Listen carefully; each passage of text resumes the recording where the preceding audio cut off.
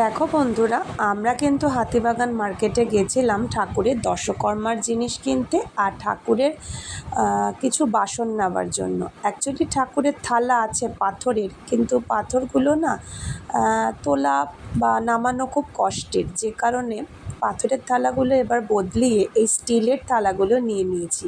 তার সাথে কিছু সার্ভিংয়ের জন্য এই গামলাগুলো নেওয়া হয়েছে, বিভিন্ন রকম পুজোর সময় দিতে লাগে, তো যে কারণে বড় বড় 3টে গামলা নেওয়া হয়েছে। আর গ্লাসও নিয়ে নিয়েছি এই রকম, দেখো সুন্দর ডিজাইন দেখে। আর বাটিও নেওয়া হয়েছে 3টে করে। তো পাথরের থালাগুলো এবার আর কি বাতিল করে দেওয়া হবে, তো যে কারণে এই সমস্ত জিনিসগুলো নিয়েছি ঠাকুর ঘরের জন্যই সম্পূর্ণটা। তো কেমন হয়েছে জানিও।